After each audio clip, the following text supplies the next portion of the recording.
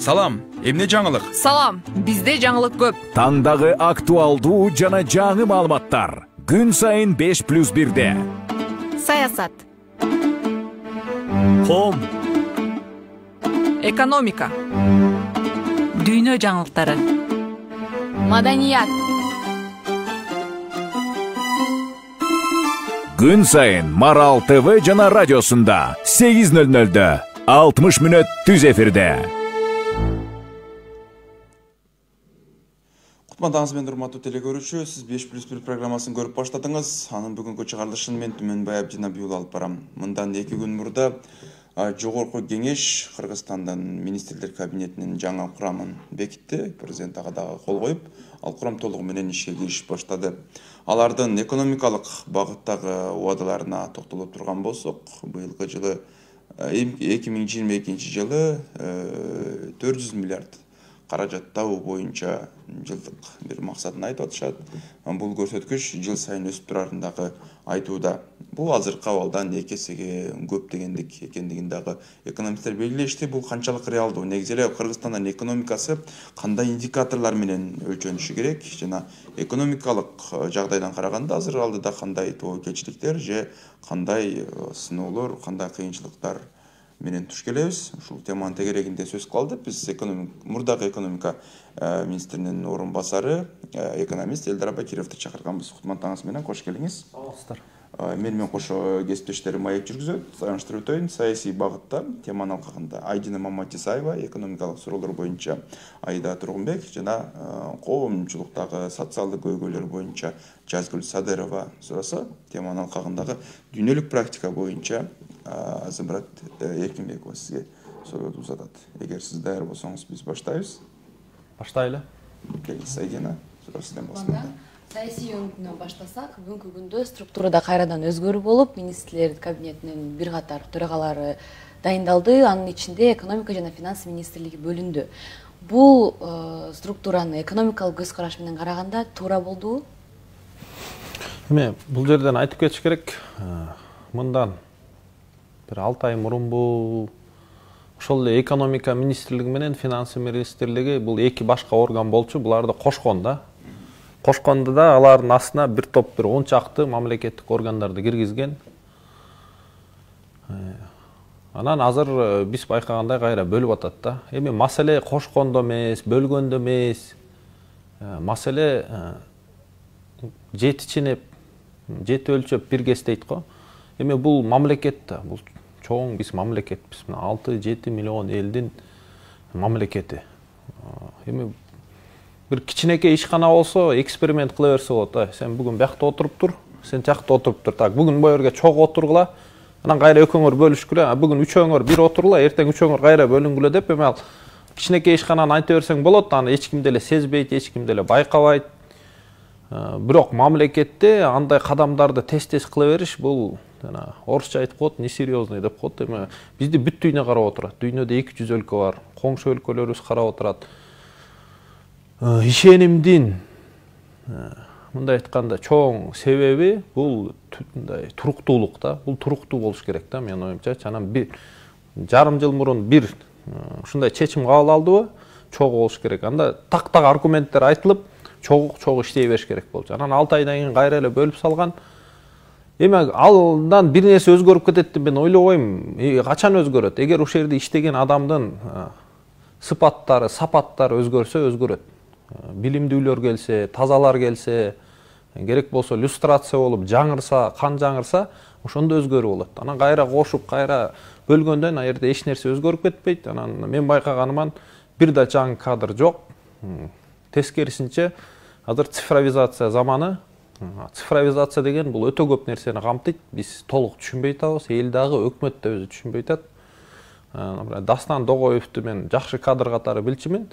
Ал керек болсо дүйнөнүн эң топ университеттерин бүткөн, Гарвард университетин. Негедир жаңы өкмөттүн курамында мен аны көрбөдүм да.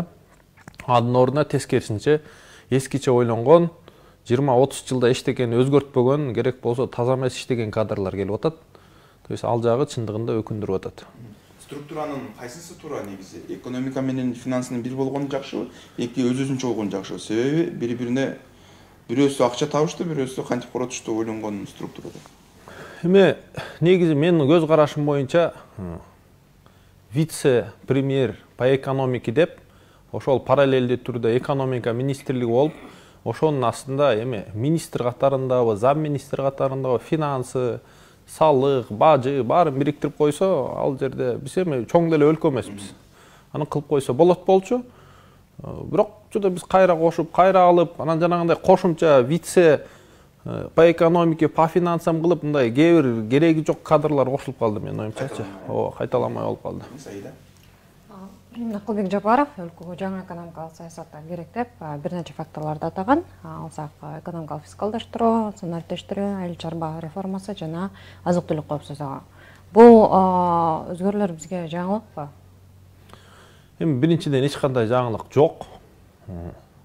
Эми санариптештирүү дегенде мына бизге мындан бир 2 жылбы, канча жыл мурун жана Сапар Исаков учурунда цифровизация жылы деп керек болсо Дүйнөлүк банк 50 миллион доллар бөлүп берген. Ошол акчаны биз колдоно албадык. Колдонбогондун бир эле себеби бар. Бул кадрлар жок, татыктуу же эрк жок. Же экөө тейин жок. Бул жерде ал каражатты кыска мөөнөттө колдонуш керек болчу. Эмнеге мен мындан ары түшүндүрүп берем. Түшүнүктүү. Коомчулукта негизи көйгөйлөрү көп. Алардын бири ошо көмүргө болгон баанын көтөрүлүшү чочулоолорду алып келди. Эми азыр өкмөт 90 күнгө муну көзөмөлгө алып турат. Анан бул негизи эле чектөө туурабы ошо өкмөттүн күчү менен болгон чектөөсү. Көмүргө болгон баа. Эми чектөө бул айла жок нерсе да. Бул мындай айтканда самый крайний меры деп коет. Мындай такыр айла жоктон кыла турган бир чаралар да. Эми эмне себептен көмүр жок? Мен мындай кыскача эле көз жүгүртүп атам жаңылыктарда. Мен кыргыз көмүргө барып, ошол кара кечеде канча көмүр бар, чындыгында эле жанагы бир жаңылыкта айтылып атат. Мындай жакшы көмүргө биз жете элекпиз, үстүңкү катмарды тазалап атабыз, жанагындай топурак, көмүр эмес жерди тазалап, таза көмүр чыккан жерге жете элекпиз деген да бир сөз болду. Анан бир ортодон 1 ай, 2 ай жаан жаабыйды, казганга мүмкүнчүлүк болгон жок аба ырайынын себебинен деген да сөз чыкты. Бирок Кыргызстан баарыбыз эле билет, мына 4-5 ай кургакчылыкта жашап атабыз. Анан азыркы өкмөттүн, бийликтин эң чоң кемчилиги менин оюмча ачык айкындык жок. Кыргыз көмүр бул мамлекеттик ишкана. Кумтөр бул мамлекеттик ишкана дегенде эми ошол мамлекет жагынан тышкы башкарууга өттү. То есть элдин толук укугу бар. Ошол элдик мамлекеттик ишканаларда эмне болуп атканын көргөнгө толук укук. Эми бул бир секретный объекттер эмес, жанагындай мүмкүн кандайдыр куралдар бар, аскери же андай объект эмес. Бул толук ачык айкын болсо сонун болмок. Анан улам бир жаңылык өзгөрүп, эң негизгиси элдин ишеними жоголуп атат. Элдин ишеними жок болсо, мына азыр кечээ мен Кара Балта жакка бардым, айтат, өткөн жумада биз көмүрдү 4000ден алып аттык элек, Казакстандыкын азыр 5500 сомго чыгып кетиптир. Кара кеченики десем, кара кеченики жок дейт. Сатып алайын десең да жок. Негизи кара кеченики арзан болуш керек, анткени 3-3,5 сом болсо жакшы болмок. Анткени Казакстан менен кара кеченин көмүрүнүн жанагы күчүнүн табынын айырмасы 2 эсе. Там тияктыкы 8 гигакалорий болсо, бияктыкы 4 гигакалорий деп жергиликтүү эле айтып атат да. То есть ишеним жок, эртең көмүр келеби, кандай баада болот, эмне себептен келет, эмне себептен ошондой баада болот деген мындай толук маалымат жок элдечи. Эми кыргыз көмүрдө эмне болуп атат билбейбиз. Туруп эле жанагындай 10-12 Альфанын спецнастары бар ошакты кайтарат дедик. Кимден кайтарат? Ким аякка кол салып атат? Эмне себептен кол салып атат? Же ошо бийликтин ичинде эле 2-3 мүмкүн кландар бири-бири менен урушуп атабы? Же жергиликтүү эр каршыбы? Же эмне билбейбиз, айтыш кыйын да. Бизге эмне керек? Бизге мына кыш келтат, свет өчөт деп атат. Ошол эле эл айтып атат, 2-3 киловаттка чейин эле уруксаат берип атат, андан жогору 4-5тин баарын кесип атат дейт азыр. Үйдү жылытканга мүмкүнчүлүк жок дейт. Көбүрөөк 1-2 кошумча эме кошсоң, жана жылыткычтарды автоматикалык түрдө өчүп калып атат дейт свет, жанагы центральный станцияга выключательдерди коюп койгон окшойт. Анда көмүр жагалы, көмүр десе көмүр жок. Ушундай адамга мамлекеттен эмне керек? Туруктуулук, ишеним, коопсуздук сезим, адилеттүүлүк сезим керек болгон ошол эле. Бул жерде ошонун баарынан бир аз көйгөйлөр болуп атат. Зымрат? Кыргызстан экономикасын жөнгө салууда чет мамлекеттин кайсы практикасын же тажрыйбасына карап түздөнүсү керек? Негизи эле эл аралык бир өлкөгө же уюмдун жол жобосуна таянып турабы? Эми өткөндө бир чоң чиновниктер менен сүйлөшүп калдык. Бизге Сингапурдун модели туура келет, же Грузиянын модели туура келет десем айтат, койчу, кайдагы Грузия, Сингапур, биз Кыргызстанбыз, биз башка өлкөбүз дейт да. Эмнебиз башка өлкө? Биз деле ошол сыяктуу эле чакан өлкөбүз. Ошол сыяктуу эле саясат жүргүзсөк болот. Бул жерде мындай түшүнүш керек да. Турушка туура келип атат. Бул Кыргызстан деген бул кичинекей эле өлкө да. Мына Кыргызстан, Кыргыз Республикасы. Мына биягында чоң Кытай турат, Кытай.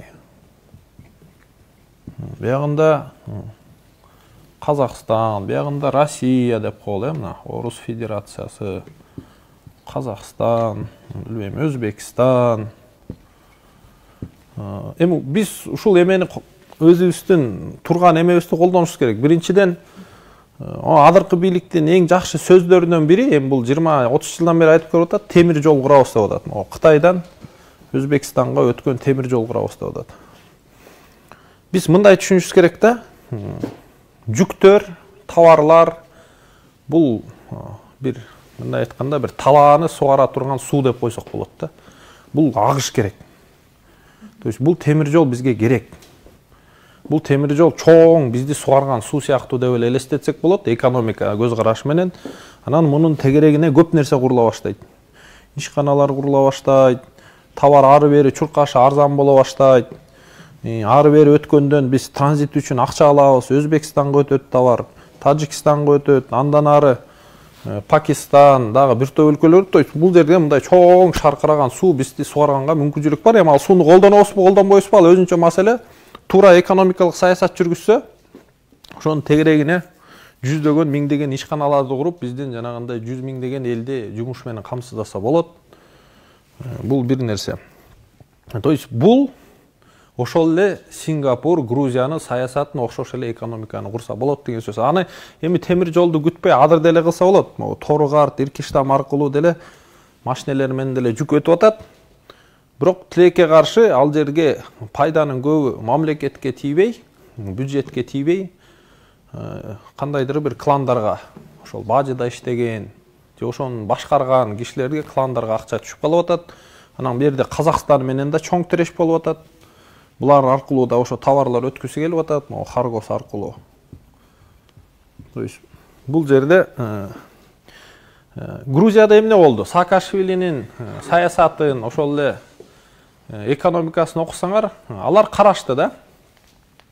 Ары бери товар чуркап атканда ошо коррупциялык схемалар кандай иштеп атат? Эмне себептен ишкерлер коррупциялык схемага ыраазы? Анан ошонун немесин таап, эмне себептен кийин анан ошол эле схеманы официалдуу түрдө, мыйзам түрүндө бекитип койду. Ошондо бул акча коррупционердин чөнтөгүнө эмес, мамлекеттин бюджетине түшө баштады. А ишкерлер ошондой эле ыраазы. Бизде адыр жакында Дордоюдон чыгышты. Мына мурун жакшы болчу, 1-2 жыл мурун.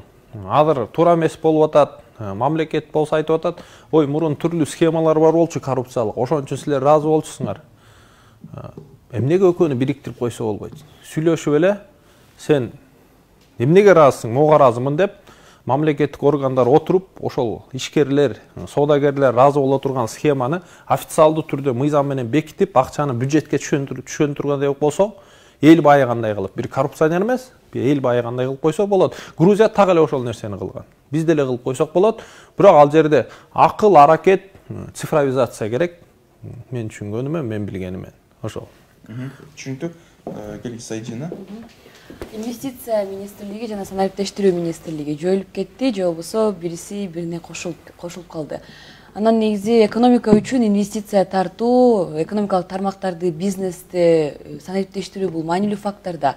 Бул экөөнүн жойулушу менен сиз макулсузбу? Анан эми инвестиция тартуу маселеси кандай чечилет? Эми инвестиция тартуу агентствосунан мен түшүнгөнүм менен Тышкы иштер министрлигине кошуп коюптур. Тышкы иштер министрлиги жана инвестиция сырткы соода деп атап койгон бу цифровизация боюнча. Цифровизация боюнча жөнөкөй эле мисалды айтып кетейинчи. Бизде азыр Кыргызстанда чоң көйгөй бул бай катмар менен кедей катмардын бири-биринен мындай арыланышы. Негизи мамлекет өлкө качан өнүгөт, ортоңку катмар көбөйгөндөчү. А ортоңку катмар качан көбөйөт?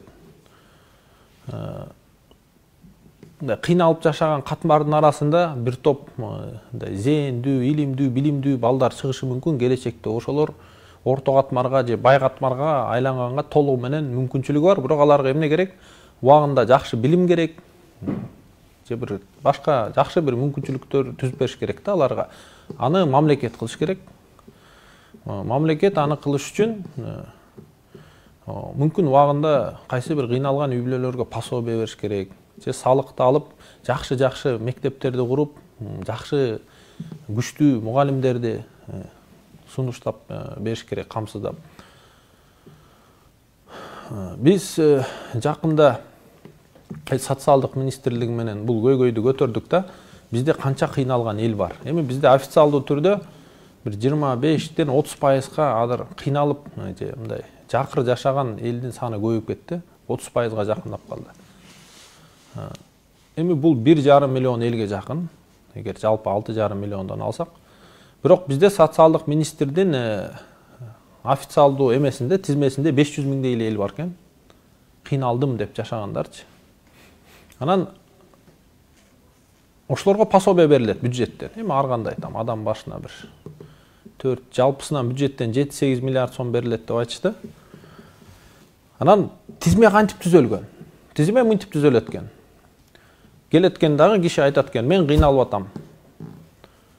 Деп анан эмнеге кыйналып атасың? Ушундай билбейм, машинам жок, уюм жок, жана күйөөм жок, же мүмкүн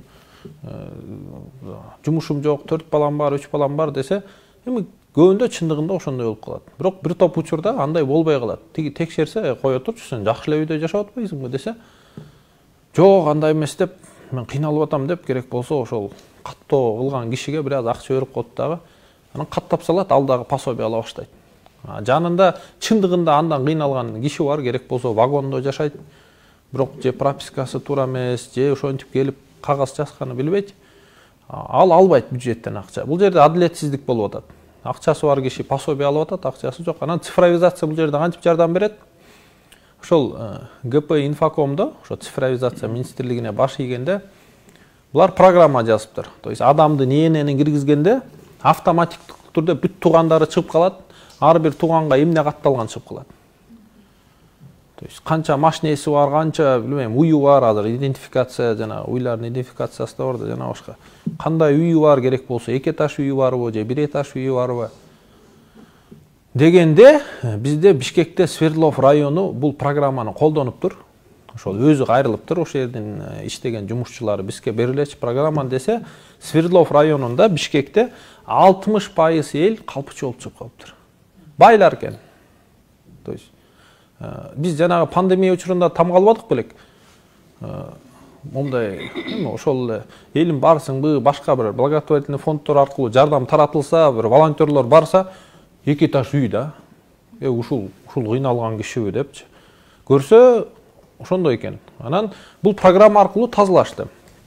Анан чоң көйгөй мэрияда деле программисттер бар. Эми бул Бишкек мэрия карайт да, Свердлов району, акимат жана башка. Тоже программисттер бар экен, бирок булар негедир ошол ГП Инфоком, ошол жана цифровизация министрлигинин программасын колдонбойт экен, негедир Бишкектиктен келди. Мурунку мэрлер учурунда бул сөз айтылыптыр, бирок ишке ашпаптыр. Анткени программисттер айтат экен, муну мен эле кылам, даяр нерсени колдом. Эми бул мындай тоже акылсыздык да, эми даяр нерсе турса, эмне кыласың аны кылып, андан башка кыла турган иш болуп тура деп. Ошого окшогон жөнөкөй көйлөрү бар экен. Демек Кыргызстан боюнча бул программаны колдонсо, жана 7 миллиардтын 3-4 миллиарды туура эмес жерден жана алдамчыларга баргандын ордуна чыныгы кыйналгандарга жумшалып, 1000 деген, 100 миң деген адам жашоосуна таасир этет. Кыргызстандын өнүгүүсүнө жанагындай чыныгы орто катмар пайда болгонуна таасир этет. Бул жөнөкөй мисал. Могул товарлар жөнүндө айтсак, товарлар жөнүндө мындай да. Кыргызстанда эң өнүккөн тармактардын бири бүгүнкү күндө кийим тигүү тармагы. Ал дагы азыр көбүнчө Өзбекстанга ооп атат деген сөз бар. Эми тик кийим эмне? Кийим бул жерден ткань келет деп коелу. Кездеме. Бул жерден фурнитура келет. Бул Кыргызстанга. Эми ткань кайсы жерден келет? Кытай, Турция, Түштүк Корея жана башка жерден тоже келет. Анан бияка Россия, Казакстан, керек болсо Белоруссия, бир топ өлкөлөргө биздин товарлар кетет. Европа керек болсо. Ткань келгенде эки нерсе төлөнөт. Бир 5%дан 10-15%га чейин бажы төлөнөт. Эми тканьдын метри 100 сом деп койсок, бир 10 сом бажы төлөнөт, 12 сом НДС төлөнөт. То есть бул жерде бажы төлөм, бул жерде НДС 12%. То есть бияка да 12 сом төлөнөт. Ошону менен бул ишкер үчүн 100 сомдук нерсе 122 сом болуп калат. Анан аны тигет. Эми тиккенде блузка тигеби, бир нерсе тигет. Ошондон эмне айланат? Даяр кийим кетет. Бирок бизде мындай да, элдин баары түшүнүш керек. Кыргызстанда бюджетке НДС качан түшөт? 12%. Эгер ушул товар Кыргызстандын ичинде колдонулса, эгер ошол тигилген көйнөктү биз кыргызстандыктар кийип алсак, Кыргызстан ичинен 12% НДС төлөнүш керек. Эгер бул Россияга чыгып кетсе, бул төлөнбөш керек. Анткени бул Кыргызстандын ичинде акча коротулган жок, бул тескерисинче экспорт болуп, жанагы иштеген кишинин мүмкүн бир блузка үчүн бир 40 сом пайда көрсө, ошол 40 сом бизге бюджетке элгенин пайдасына түшөт. Эми мындан 4 сом айлыктан жана соцфонд түшөт, жана башка түшөт. Ушул нерсени биз түзө албай атабыз бир канча жылдан бери. То есть мону алып салсак, анткени бул Кыргызстанга кийилбейт, бул кийимчи, бул сыртка кетет, акча сырттан келип атат. Ошондо могул нерсе 122 эмес, 112 сом болуп калат. То есть 10 сомго конкуренттүүрөөк болуп калат. То есть мүмкүн азыр 1000 көйнөк сатылса 122 сомдон, 112 сомдон мүмкүн 5000 көйнөк сатылат. Анткени биздин конкуренттер Россияда ошол эле тигилген блузка Кытайдан келет, Вьетнамдан келет, билбейм, Турциядан келет. Ошону менен конкурент да дүкөндөчү. Ал жерде 5-10 сом эле чечип коет конкуренттик бааныч. Эмне үчүн биздин тигүүчү тармагында иштеген ишкерлерде мамлекет бул шартты түзө албайт. Түзмөк турсун, керек болсун каршы да бугачы. То есть бизде бир чоң көйгөй бар, биз мамлекет менен ишкер бири-бирин душман көрүшөт. Же коррупция аркылуу достошот. Коррупция аркылуу достошкондо акча бюджетке түшпөйт, акча коррупционер чөнтөгүнө түшөт. Бул маселени чече турган бир эле жол цифровизация. То есть бул жерде адам болбош керек. Могул НДСтин начислениясын, тканьдын Кыргызстанга келгенин, чыгып кеткенин автоматикалык түрдө система өзү эле байкаш керек. Эми бул жана фискализация, маркировка аркылуу ишке ашат деп атат. Бирок анын башка да жолдору бар. Жана специальный торговый зона дегендер болот. Азыр Кытайды ачсаңар, Кытайда бизде СЭЗ деп атпайбызбы? Свободный экономический зона депчи. Эми эркин экономикалык аймак. Кытайда андайдын 5-10 түрү бар. Ошо бир түрү ошондой биздин швейниктерге сыяктуу арналган зоналар бар. То есть ал жерге товар келгенде, то есть сени киши кыйнабайт, система өзү келгенде, анан кетип атканда фиксация кылат, кайсы акча бюджетке түшүш керек, түшпөш керек. Бизде ушул жер нерсенин баарына адам аралашканда эле бүттү. Коррупция, бардак, $1000 бер, $2000 бер, же кылам, же кылбайм, же кыйнайт, бири-бирин коркутат, анан уголовный иш козгойт, анан тиги да камалат, бу да камалат, экономика өлөт, ишкана талкаланат. А цифровизация болсо, бул мындай айтканда как по маслу дегенде өзү-өзү иштей берет да. То есть бул дагы экинчи мисал цифровизациянын колдонуусунчу. Бул коррупцияны жоёт, бул чоң тармакты өнүктүрөт. Бул цифровизацияны биз катуу колдонушубуз керек. Эң мыкты керек болсо айтишник программисттерди алып, биз бул нерсени ишке ашырышыбыз керек. Анткени бул бизге өлкөнүн өсүп өнүгүшүнө керек. Айда. Салыктык өзгөртүүлөр киргизилет деп атышат. Биз азыр өзгөртүүгө канчалык тең эле муктажбыз жана азыркы кризистик абалды эске алганда салыктык реформа кандай жүргүзүлүш керек? Мен мындай толугу менен анализдеп көргөн жокмун. Там 1-2 мындай позитивный момент бар деп айтышты. Мурун жана ошол эле 12% НДС плательщик деп коет, кошумча нарк салыгы 8 миллион сомдон 1 жылдык оборотуң ашса, эми бир кичинекей дүкөнүң болсо, эгер сен жылына 8 миллион сомдон көп товар төксөң, сен анда ошо 12% НДСти төлөшүң керек. Эгер ашпасаң, анда сен патент, анан бирдиктүү салык деген бар, 3%, ошону эле төлөйсүң, болду. Ошону 30 миллионго көтөрдү деп мындай жакшы сөз айтылып атты да, бирок жалпысынан кечээ жаңылык чыкты, көрсөңөр керек. 40га жакын бизнес ассоциациялар биригип, биз толугу менен бул салык кодекске ушундай вариантта бекитүүгө каршыбыз, токтоткула деп суранышты. Бул кайра эле мамлекет менен ишкердин ортосунда чоң конфликт. Эми бизде мамлекетте иштеген адамдар көбү ишкерликти түшүнбөйт, билбейт, кылып да көргөн эмес.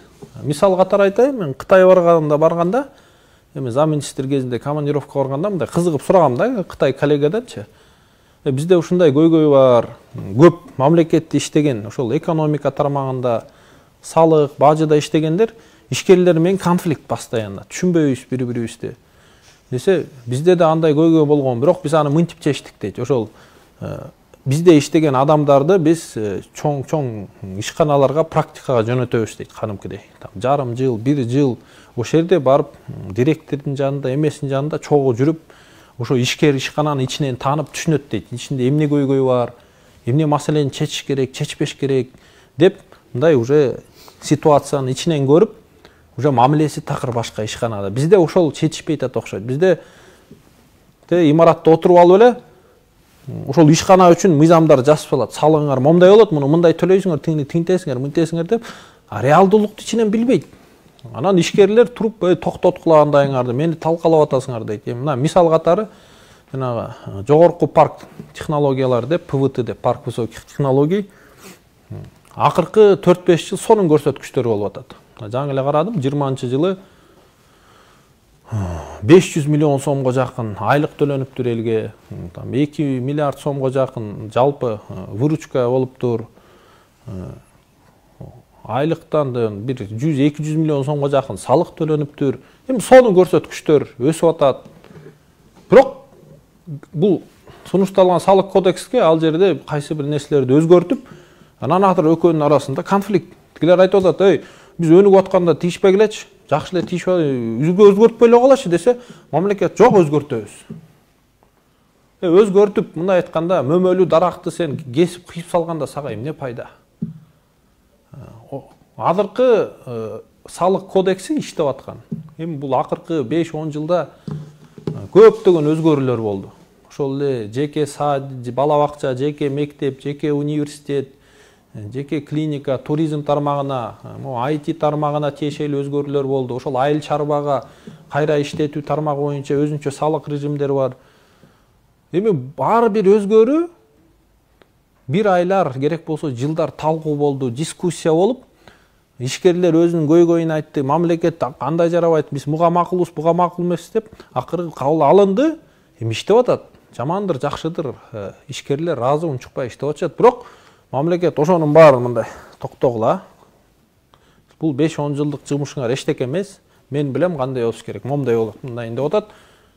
Ишкерлер шок. Биз 5-10 жылда ушунча аракет кылып, силер да ыраазы, биз да ыраазы боло тургандай вариантка келдик, силер болсо ошонун баарын жокко чыгарып, момдай болот деп атасыңар. Эми биз же банкрот болобуз, же көмүскөгө кетебиз. Эми биз бири-бирибизге душман болгону токтотуп, достошуп, бири-бирибизди түшүнүп, мамлекет өзүнүн көйгөйүн жакшылап айтып, ишкерлер өзүнүн көйгөйүн ичинен түшүндүрүп берип, керек болсо жана Кытайдагы сыяктуудай мамлекетте иштеген адамдар барып жеке ишканалардан практикадан өтүп ситуацияны ичинен көрүп, мындай айтканда тияка да бияка да пайдалуу кылып достошуп өсүп кеткендей эле бир өлкө болушубуз керек менин оюмча. Азыркы күндө 2021 жылда 280, 2022 жылда 400 миллиард табабыз деп бодолуп атат. Бул аткаруу бийлиги ал сандар кайдан пайда болуп калды? Эми Түмөнбай мырза, мен да чындыгында ойлондум да, кандай депчи. Анан мен ар кандай варианттар болду, анан мындай эми биринчи вариант кечээ Facebook'ta Эмил Ашымбаев деген жазды. 2021 жылга карата биздин бюджет Кыргызстандыкы 172 миллиард сом экен. Социалдык фонддун бюджети, эми социалдык фонд деген бул эмне? Бул пенсия, билебиз, баарыбыз. 62 миллиард сом экен. Эми ошондо биздин жаңы премьер-министр Акылбек Жапаров мо 172 миллиард сомду 280 миллиард сомго көтөргөнү кылгантабы? Же могул экөөнү кошкондо 172 62-ни кошкондо 234 миллиард болуп атат да. Же ушул 234-ті 280-ге көтөрүп атабы деген биринчи суроо да булчу. Эмил Ашымбаев айтат, могул 234-ті көтөргөн атат. Мурун биз 172-ни көтөрөт деп ойлосок, көрсө экөөнү кошуп бир көрсөтүп, жана единый бюджет деп атпайбы, бир бюджет болот деген да сөз кетпедиби? Консолидацион. Эми бул такыр туура эмес. Анткени бул пенсионерлердин акчасы. Бул эртең сиздин апаңыз, атаңыз пенсияга чыкса, ал ошонун акчасы. Бул болсо мугалимге, врачка төлөнө турган айлык, жол салына турган акча, армияга, солдаттарга, милицияга, прокуратурага, ошол эле биздин президент, премьер-министрге төлөнө турган айлыктар да. Бул башкарача. Анан экөөнү аралаштырган бул такыр туура эмес. Социалдык фонд өзүнчө чоң койгой, мунун үстүнөн өзүнчө саясат жүргүзүш керек, чоң реформалар керек. Анткени бизде бир 600 миңдей пенсионер бар. Официалдуу түрдө 2,5 миллион, 3 миллионго жакын адам жумуш иштей алат деп эсептелет. Бирок бир 500-600 миң эле социалдык фондду төлөйт. Калгандын баары же мигрант, же көмүскөдө. Миллионго жакын мигрант болсо, 1 миллион, 1,5 миллион адам көмүскөдө.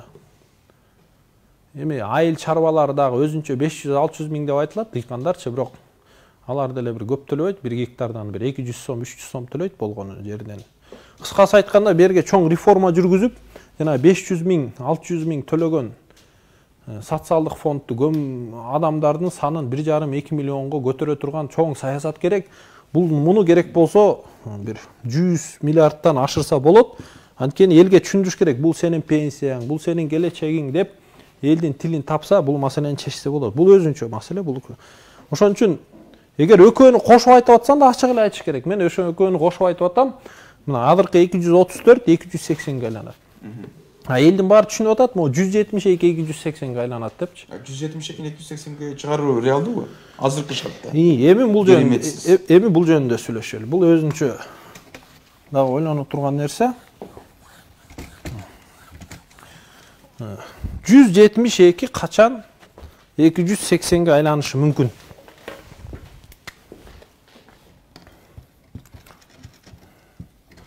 Бул биринчиден, азыр биз каалайбызбы, каалабайбызбы? Бир жыл мурун мен бензинди 30-32 сомдон алып аткам, азыр бензин 55-60 сом болуп калды. Дери экесе. Мындай эле, 38 сом. Ушул 57-58 сомго айланды деп коелу. Эми ар бир нерсени алалым, баарыбыз билебиз. Жаңы эле окудум. Май, растительный май азыр Украина менен Россияда 6%га көтөрүлүптү. Бул кечээ эле жаңылык чыкты. То есть биз былтыр майды 70 сомдон алсак, азыр май 140 сом. Жана ар бир продуктун алалы. Кечээ мына окудум, буудай баасы 26 сомго чыгыптыр. Мен билгениме былтыр бир 13 сом болчу. Эми буудай бул нан, билебиз. кумшекерди деле алалы. Эми ар бир нерсени алалы. Ушул сыяктуу ситуация. Демек, бул 172-280ге кантип чыгат? Бул жөн эле акчанын баркы кетип атат. Эмне себептен кетип атат? Анткени 2020-жылы ковид болду, пандемия болду. Жалгыз эле Кыргызстан эмес, көп өлкөлөрдүн экономикасы бир сыйра шокко келди. Көптөгөн заводдор токтоп калды, атайлап токтотту, карантин жарыялап. Анан ошонун баарын кайра жандандыруу саясаты кандай болот? Өнүккөн өлкөлөрдө, Америка, Европа, Кытай, бир топ өлкөлөрдө Германия булар печатный машинка деп коет, улуттук банктары, борбордук банктары айтты, могу ишкерлерди жандандырыш үчүн, эми бул мындай элестетсеңер болот да. Силердин бир бак дарактарыңар бар, сонун өсүп атат, экономика өсүп, анан карантинде эмне кылдыңар? Мындай айтканда, сугатын токтотуп койдуңар, анткени суу уулуу деп коелу. Анан бактар сугатсыз кыйналып калды. Соло баштады. Эми бул ишканалар ошо бак дарактар да. Анан мамлекет ал бак дарактарды кайра жандандырыш үчүн, алар үчүн суу эмне? Акча да, каражат. Печатный машинкадан эми Америка мен укканыман 1 триллион доллардан ашык печатать этти. Европада канча миллиарддаган евро печатать этип, ошол ишканаларга берди акчаны. Эми ал же грант түрүндө, же мындай узак мөөнөттүк льготтук кредит түрүндө берди. Бул акча экономикага кирди. Ишканалар жанданды. Ишкана жанданды деген эмне сөз? Бул бак дарак кайра жашылданып, чоңойсо баарына көлөкө мөмө берет дегенде ишкана салык төлөй баштайт, жумуш орундары көбөйөт, айлыктар төлөнүп, жалпы экономиканы ошол жандандырат. Экономиканы бийлик, мамлекет жандандырбайт, ишканалар жандандырат. Демек, биз ошол ишканалар жөнүндө кам көрүшүбүз керек да, мамлекет, бийлик катары. Анткени ишкана эл жөнүндө кам көрөт акырычы. Анан ошону кылган себебинен мурун мындай деп коелучу, мурун экономикада 100 миллиард сом болсо, азыр экономикада 160 миллиард сом бар. Бирок биз мурун 6 миллион эл 50 миң тонна тоок этин жесек, биз азыр деле ошол 50 миң тонна тоок этин жейбиз. Биз эми тоок этин көп жеп баштаган жокпуз. Просто мурун 50 миң тонна тоок эти килограммы 100 сомдон болсо, азыр 200 сомдон. То есть мен эмнени түшүндүрүп атам? Бул 172, бул 180, бул бир эле цифра. Бул акчанын баркы кетип калды. То есть просто мурун 1 килограмм этти 100 сомго алчубуз, азыр 200 сомго алдык. Ошол эле көлөм экономика, ошол эле эл саны, бирок акчанын баркы кетип калды. То есть биринчи себеп 172-280ге айланышы бул акчанын баркы кетип калган. Эми эсептесек, айырмасы 108 миллиард сом, 108 миллиардты 172ге бөлсөк, мындай да бөлүп коелу.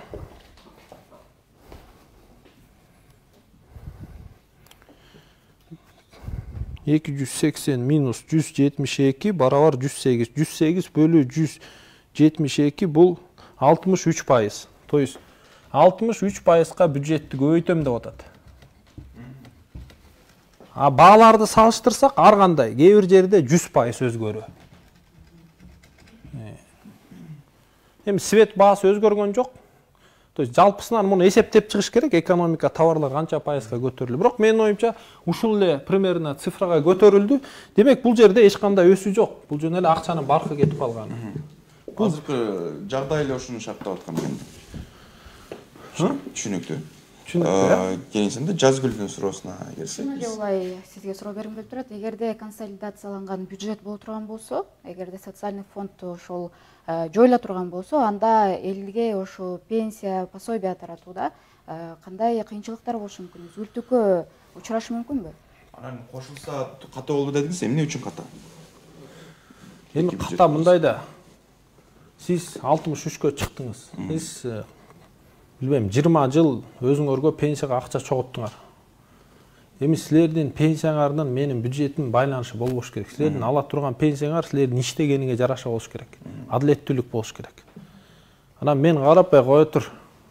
Урматтуу пенсионер, мен ойлодум, мындан ары сен мынча пенсия албайсыңбы, ал менин чечем. канча иштесең ошончо иште, мага баары бир. Бирок мындан ары сен мынча аласың деп койсоң, бул адилетсиздик. Бул адамдар уже пенсияга төлөгүсү келбейт. Уже айтат, сиздер мына жаштар отурабыз, 25-30 жаштын тегерегинде киши ойлойт. Мен 60 жашка пенсияга чыгам. Мен канча пенсия алам? Мүмкүн 10 000 сом алам, мүмкүн 5 000 сом алам. Бирок ошо 10 000 сом алыш үчүн айына пенсия мен азыр канча сом ай сайын төлөшүм керек бюджетке? Же 5 000 сом алыш үчүн канча бюджетке төлөшүм керек? Социалдык фондко, бюджетке эмес. Анан сен айына 2 000 сом төлөсөң деле 5 000 сом аласың пенсия, 1000 сом төлөсөң деле ошол эле 5 000 сом аласың. Адам айтат, анда мен эмне кылам анда төлөп? Мен ошол акчаны бүгүнкү жашоо тиричилигиме колдонбоймунбу дейт дагы төлөбөйт. Адилеттүүлүк жокто бүт талкаланат. Адилеттүүлүк бул эмне? Иштеген, аракеттенген адам ошо иш аракетине жараша жыйынтык көрүш керек. Жыйынтык көрбөсө, адилеттүүлүк жоголсо, бул система талкаланат.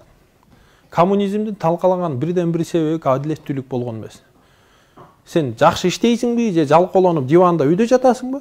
Баарыңар бирдей тамак жейсиңер, бирдей кийинесиңер деп койгон.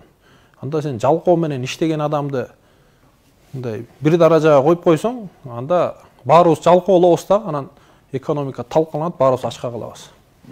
Түшүнүктүү. Чоң рахмат. Орун алып алсаңыз да болот. Келиңиз, сиз Мурат. Жогоруда сиз чийип көрсөттүңүз, Кытай, Кыргызстан, Өзбек темир жолу курулат деп. Ал канчалык деңгээлде кандай ишке ашат? Кеңири токтолуп кетсеңиз, жана ишке ашса Кыргызстандын экономикасына кандай жакшы жагын алып келет? Бул бийлик анан ишке ашыра алабыз, себеби мына 3 жыйында катары менен мындай принципиалдуу маселе катары айтып атат президент. Анан ишке ашпай жатканына кайыр түрдө Орусиянын дагы таасири болуп жатканын биз эксперттердин пикирин улам билебиз. Ага биздин эркибиз жетеби? Бул жерде мындай нерсени түшүнүш керек. Орусиянын өзүнүн кызыкчылыктары бар. Кыргызстандын өзүнүн кызыкчылыктары бар. Кытайдын өзүнүн кызыкчылыктары бар. Өзбекстандын ар бир өлкөнүн өзүнүн кызыкчылыктары. Эми сиз үй бүлөңүздү багышыңыз керек. Мүмкүн 2 балаңыз бар, мүмкүн сиздин 3 балаңыз бар, мүмкүн же дагы бирөө ар бир өзүнүн камын өзү көрөт да. Анан жок, тиги Асан мен 2 баламды бакканга каршы экен, ошон үчүн мен бакпай турайын деген туура эмес да. Андай болбош керек. Орусия деле менин оюмча өзүнүн канча кызыкчылыгы болсо деле акыры түшүнөт да. Эми темир жол бизге керек. Эмне үчүн Казакстан аркылуу темир жол өтөт? Россия аркылуу өтпөйт, өтөт. Эмне үчүн биз аркылуу өтпөш керек? Анткени мен түшүндүргөндөй, бул экономикага дем бере турган, жаңы күч бере турган чоң долбоор. Мына Кыргызстан жөнүндө айтып кетсек, бизде эми акыркы 10 жылда алсак, мен билгени менен акыркы 4 жылда бизде эчтеке кылынган жок. Мына кечээ КТРКдан көрсөтүп атты, жарым саат Газпром жөнүндө. Мынча инвестиция кылынды, мынча труба салынды, мынча 6 газораспределительный станция салынды. Эми ал 5-6 жыл мурун жана Кыргызгаз российский эмеге Газпромго өткөндөн баштап башталган жумуштар ал мурун эле кылынган иш. Ошол эле Бишкек Торгарт жолу, ошол эле ТЭЦти, азыр ТЭЦ убагында оңолбосо мүмкүн азыр бул кышта биз үйдө тоңуп үшүп калмакпыз. Мүмкүн такыр эле мындай катастрофа болмок. То есть убагында кылынган чоң долбоорлор бул азыркы эмес, бул келерки 5-10 жылды экономиканы жандандырып, элдин жашоо турмушун жакшы жакка оңдоп тура турган нерселер да. Мына биз акыркы токтогул кез, мен байкаганыма бир 70-жылдары курулуп бүтүптүр да. 50 жыл өтүптүр мындай айтканда. 50 жылда биз бир да ГЭС куруп аптырбыз. Эми Камбар ата ГЭС курдук деп койдук, бирок анын эффективности нөлгө жакын. Анткени туура эмес курулуп калганбы, же үстүнө дагы бир жана таш, кумду толтура турган бир өзүнчө бир нерсе курулбай калганбы, эми мен адис эмесмин ал боюнча, бирок ошондой деп атчы, демек ал иштебейт да практически. Азыр биз даттанып атабыз. Мына биз суу азайып калды, суу тартылып калды. 4-5 жыл кыйналабыз, ошон үчүн азыр светтер өчө баштайт. То есть сиз, биз баарыбыздын үйүбүздө биз азыр свет колдоно албайбыз, свет өчөт. Бул таза энергия менен жылууланбай, же айла жок, же көмүр жагабыз, баарыбыз ошо ышты менен Бишкекти ишкек болуп кайра. Ошону менен дем алып, бирөөбүз аллергетик болуп калабыз, бирөөбүз дагы ден соолуктан дагы бир мындай катуу зыян тиет. Эмне себептен? Анткени биз 5-10 жыл, мүмкүн 15 жыл мурун ошол кез куралган жетекчилерди шайлай алган жокпуз. Эми биз ошо мамлекеттик иш жетекчиден премьер-министр болобу, президент болобу айырмасы жок, ким деп атайбыз. Ошол нерсени кылыш керек эле да, кылбай койду да. Ошон үчүн биз ушундай ситуацияга келип калдык. Эми болгон нерсе болуптур. Эми дагы 5-10 жылдан кийин ушул ситуация дагы күчөп кетпеш үчүн эми азыр бүт дүйнөдө аба ырайы өзгөрүп атат, климат, температура жылдан жылга көтөрүлүп атат, дагы катуу мындан дагы мындай кыйын замандар келиши мүмкүн климат жагынан. Анда бүгүн срочно кура башташ керек. Анткени бизде Кыргызстанда 90% суу колдонулбайт. Жөн эле агып кетет. 40 миңге жакын дарыялар бар, чоң кичине.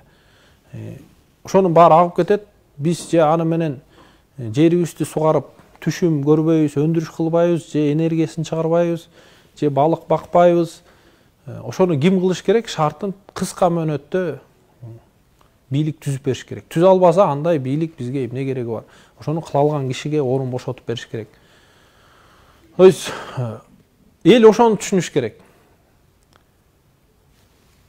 Ошол ишти кыла албаган үчүн баарыбыз зыян тартып атабыз. Ишти кылса баарыбыз жыргайбыз, ишти кыла албаса баарыбыз кыйналабыз. То есть баалоо ишти кыла алат же кыла албайт деген принцип менен болуш керек элдечи. Аны кылмайынча баарыбыз кыйналып жата беребиз. Акылбек Жапаров кийинки жылы 400 миллиард табабыз деп аны амбициялуу түрдө айтып жатат да. Экономиканын негизи ушу каражат табуу маселеси чындап эле экономиканын өнүккөндүгүнөн кабар береби? Анан экономика өстү дегенде биз эмненин негизиндеги жыйынтыкты айтышыбыз керек? Индикаторлор эмнеде? Мына могул нерсени түшүндүңөр, Бул экономика өстү деп аталбайт. Бул тескерисинен бул кризис. Бул инфляция, бул девальвация. Мына азыр доллар 85 сом тегереги мүмкүн 90-100гө чыгып кетиши мүмкүн. Бул кайра эле кымбатчылык, анткени бизге Кыргызстанга бензин, буудай бүт эме менен келет, доллар менен. То есть бул өсүү эмес. Өсүү деген эмне? Өсүү деген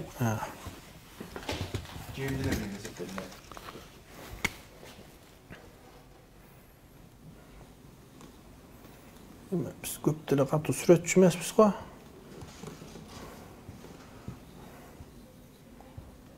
Бул уй. Түшүндүңөрбү, түшүнбөдүңөрбү, бирок бул уй. Телекөчтөрдө түшүнүш керек. Бул уй. Мунун экинчи аты ички дүң продукция деп коелу.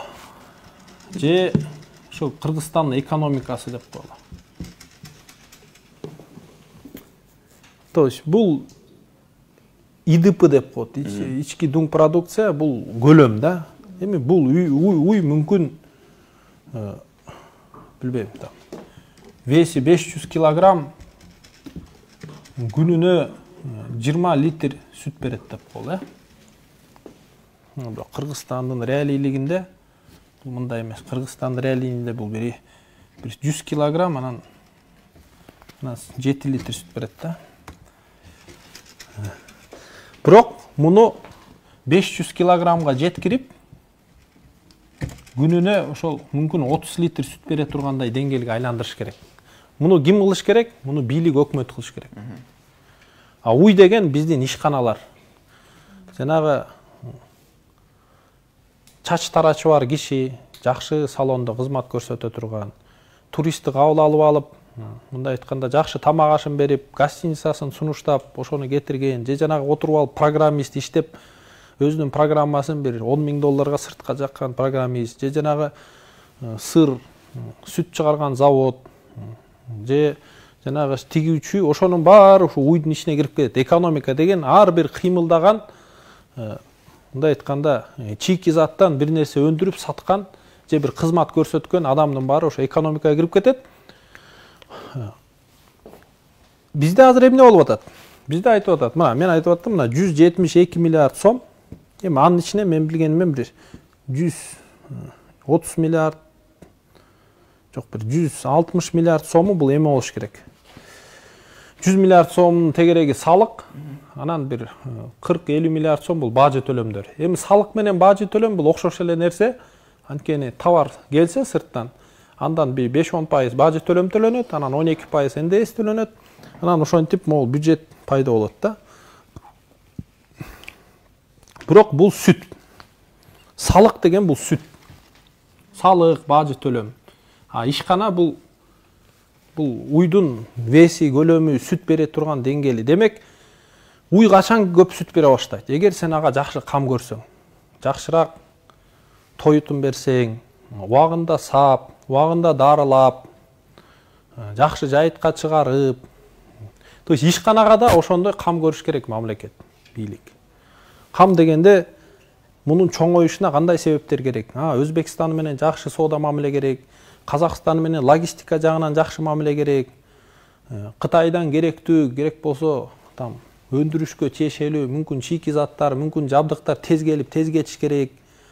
Эгер могул жерге бир ишкер завод курам десе, кыска мөөнөттө ага жер бөлүп берип, свет суусун өткөзүп берип, жолун тартып берип, анан негизи эле баарыбызга эмне керек? Жакшы түз жол керек.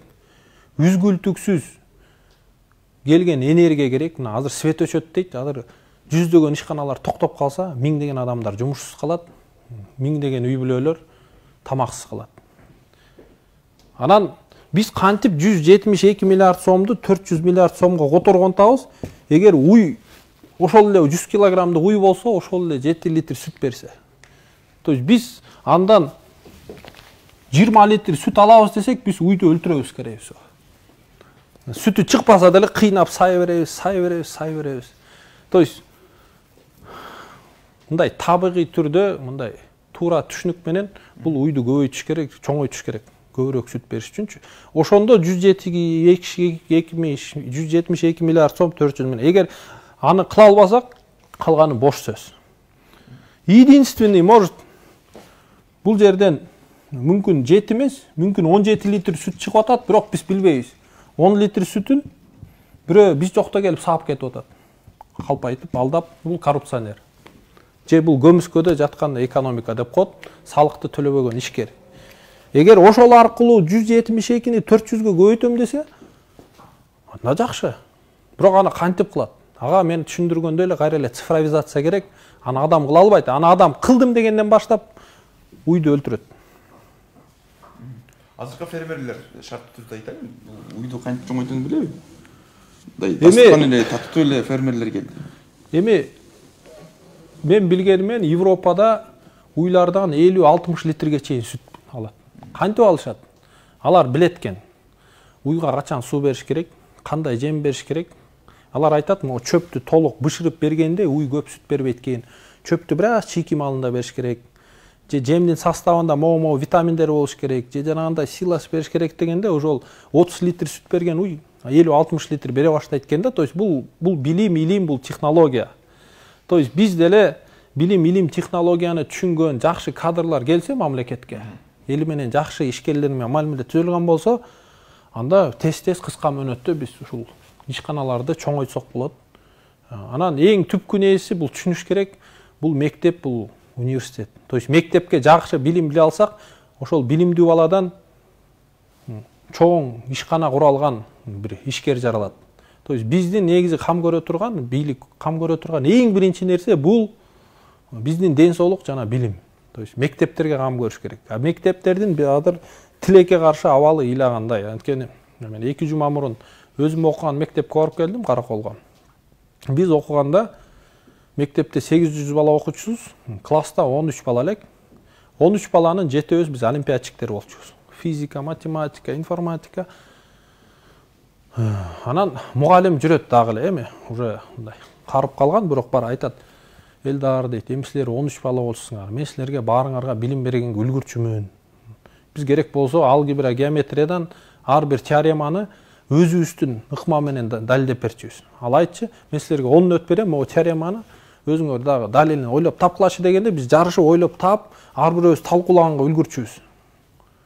Азыр дейт, менин классымда 54 бала дейт. То есть биз 13 бала отурган кабинетте азыр 54 бала отурат. Бир партада 4 баладан отурат. Ошол эле мугалим айтат, эми мен буларга кантип сабак бере алам дейт. Мен булардын аты жөнүн атагача 45 мүнөт бүтүп калып атат дейт.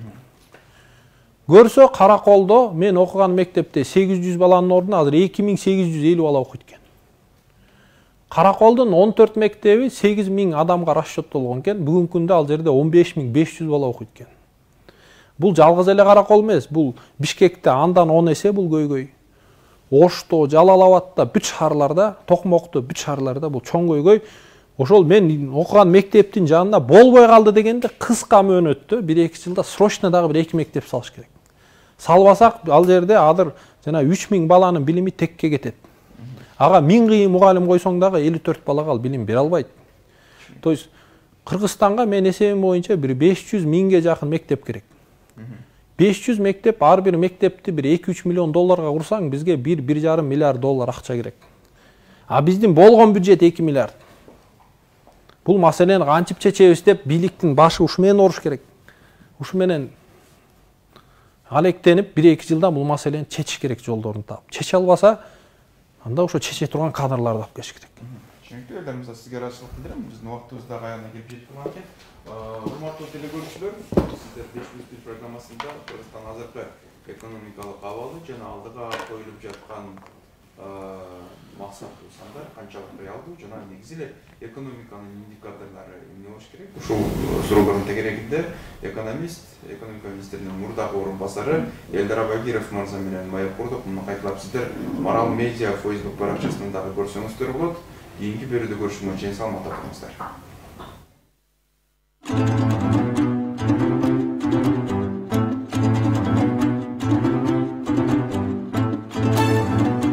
Салам, эмне жаңылык? Салам, бизде жаңылык көп. Таңдагы актуалдуу жана жаңы маалыматтар. Күн сайын 5+1-де.